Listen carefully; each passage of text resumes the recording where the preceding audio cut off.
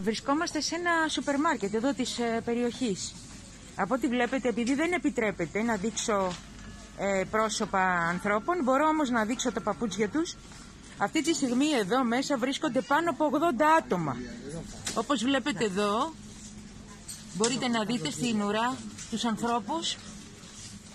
Είναι πάνω από το κανονικό, σίγουρα είναι πάνω από το κανονικό. Όχι αγάπη, δεν άφησες την πρόσωπο. Κλειστά όλα. Ορίστε. 81 άτομα είναι. Το κανονικό είναι 81 και είναι 70 μέσα. 81 άτομα, για να τα μετρήσουμε να δούμε. Μετρήσουμε. Γιατί εγώ έχω μετρήσει πάνω από 120 άτομα εδώ μέσα. Για να δούμε αν πληρούμε και τις προϋποθέσεις, να δούμε τι γίνεται. Πώς θα προστατεύσουμε τον κόσμο.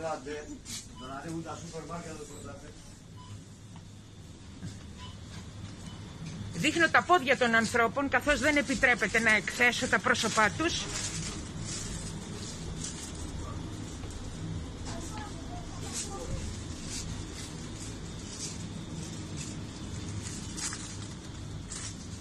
Τι γίνεται εδώ. Μην τους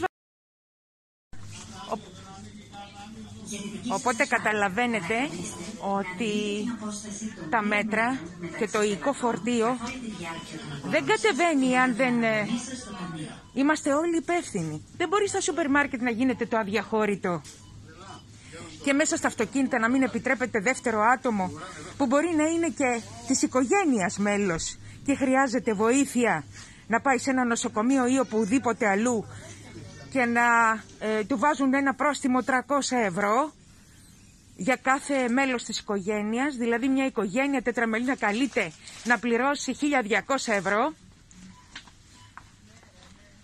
Όπως βλέπετε υπάρχει εδώ κάτι το οποίο αντιτίθεται σε όλο αυτό το σκηνικό για